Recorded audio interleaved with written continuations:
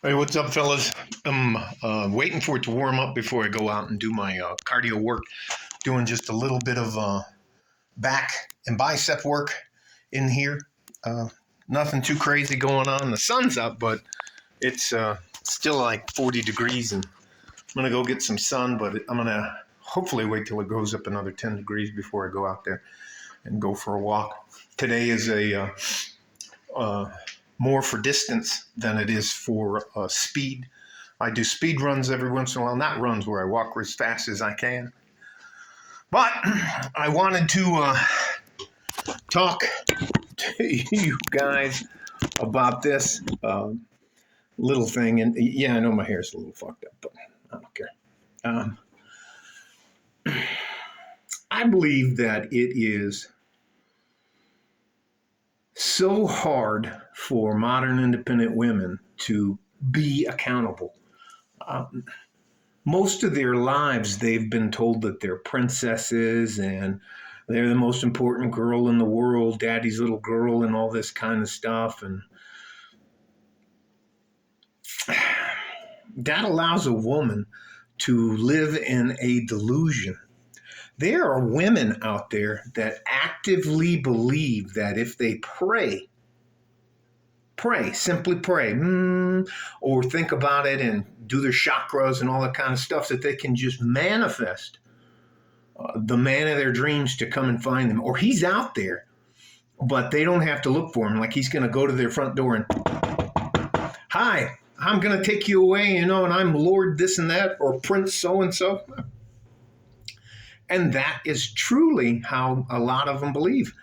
And it's mind numbing to speak to some of these ladies, and you ask them, well, why did you do that? Well, because that's how I felt. Or you ask them why they're rude and disrespectful, and and they're just like, shh, talk to the what's it? Talk to the hand, and then they do the little finger thing in your face, and you're automatically wrong because you're a guy, and they're never wrong. And I dare you to try to prove something, even if you have tangible objective facts.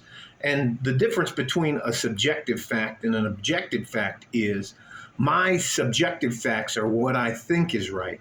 Objective facts are, for example, anybody can visualize them, and like the world's not fucking flat. Okay? I know that's going to come as a shock to you. The sun rises in the east and sets in the west. Those are objective facts because they can be objectively proven true. So it's just I went to Walmart, and then that's where all of this is coming from. And I purposely seek out men to ask questions to, because women, I just want a yes or no answer. And if you send me to the wrong place in the store and I come back and say, no, it wasn't there, and then you want to argue with me about it, and we walk all the way back over to the corner of the store and it's not there, and she just won't admit. Anyways, let me just. And you have to deal with these, what do they call themselves? Bad bitches, and then they're also boss ladies. Like, I can't even imagine. I had two, well, wait a minute, 1, 2, 3. I've had maybe 6 female bosses in my life. 2 of them. One was a first female first sergeant in the EOD community, and she was a Beverly Ann Marchica. Oh my God, she was a fucking chocolate mess. And then Lenny Cruz, and then Lee T. Sanford. They were all women who were the first company commanders of the EOD. Oh, they were fucking horrible. Just fucking terrible. One of them got bounced out for being gay. The other one got bounced out because she misidentified a 8-inch nuclear weapon. Ooh, I shouldn't have probably said that. She misidentified a nuclear weapon, and instead of doing the proper RSP, which is called a render safe procedure, she did what's called a BIP, which is a blow in place. So she basically caused a nuclear weapon to function as designed. It's just I could go on and on and on. I can remember people coming around when I'd go to leadership schools like PLDC and ANOC and BNOC and then ANOC, and they would be, hey, we're getting ready to do a road march. Can you carry this for her? Can you do this for her? I mean, fuck no. Nah, no. We're equal. We're all equal. Anyways, I got off on a tangent. And so many of them have never had to be told no or that you're wrong. And here's why you're wrong. I can't tell you how difficult it was to have females in my platoon. When you get hurt and you can't provide leadership, lead by example, they put you in a different command structure where, like in a hospital. And I've had a lot of time in service and time in grade, so I'd end up with the platoon. I can't even tell you how terrible they were. And then they would do something. Look, failure to repair means you're supposed to be. That's the case of not being where you're supposed to be. That's a lesser charge of AWOL. And they would come up with some of the, like, I just can't even tell you. Yeah. And then they would refuse to just say, like guys say, you know what, I fucked up. They won't do it. They'll give you this excuse, my cat died, it's not my fault. It's not their fault. They never do anything wrong. You can't get them to fucking apologize. And they never, ever, you will never hear a modern woman ever apologize for taking advantage of a man. I know there's a couple of these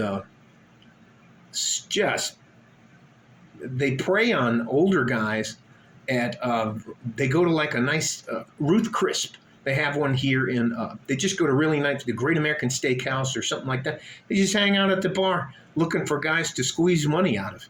And they're basically part-time escorts. I mean, they don't give a shit about it.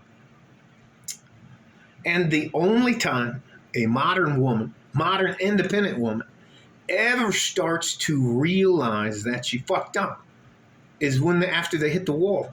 I can't wait till May comes so I can show you the tables, the literal tables and tables of women who don't have a man in their life.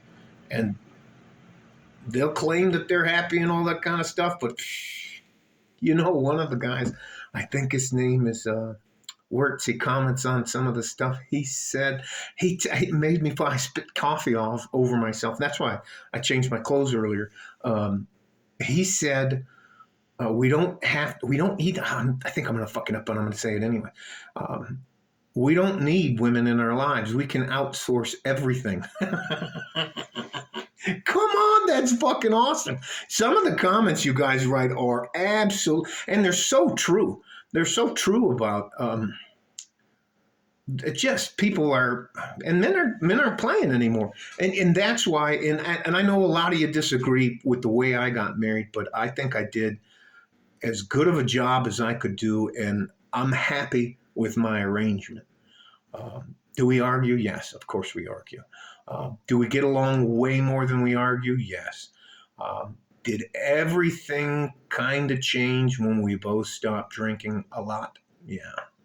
And that was a hard thing for me to admit, and she admitted the same thing. So anyways, again, there are lots of men out there who will make peace with you. And the other thing is guys aren't being fucking simps anymore. And but there are so many men out there that are just lonely, and the women are just waiting back there with their hooks and their claws and their fucked up hairdos. And I mean, do you realize how delusional women are to the point to where they won't admit that they're fat and out of shape? And I tell them all the time. My wife won't take me around them anymore, because at the table I'll tell them, or we'll be talking. I'll say, well, you're overweight. If you weigh more than a man does at your height, you're wrong. And they'll be like, oh, like, how dare you point out that truth? I mean, No, I don't give a shit about your hair. I do care that you have way too many, your eyebrows look like they were drawn on with a Sharpie mark. I care about that's important to me. I don't want to be married to a part-time hoe. I don't want you to have, I don't want to look at you and say you look like a fucking clown with your eyelashes, your nose piercings, your bull rings, all that kind of stuff, tattoos, all these fucking tats, and you just walk around and you're like, man, I'm the hottest thing. So, no, you look like a fucking clown to us. It's and you're like, I'm the best. They're always the best thing on earth. They can do things, that no other woman can do. And that's an absolute delusional lie. There's a lot of us out here who've had a lot of sex with a lot of different women, and it's pretty much the same. Nah. Some of you have different skin tones. Some of you have different equipment. A lot of things go along with size. Anyways, let me not get too far off on the thing. All I'm telling you is that why is it so hard for modern independent women to be accountable? And you know what's happening? Because there's so many of them now in the workplace. They're getting shit canned. Do you remember that lady from Twitter, Gotcha or something like that? She was on a Joe Rogan Experience podcast, lied to everybody, lied to Tim Pool, lied to Jack Dorsey, just sat there and lied and lied and lied about all of her stuff.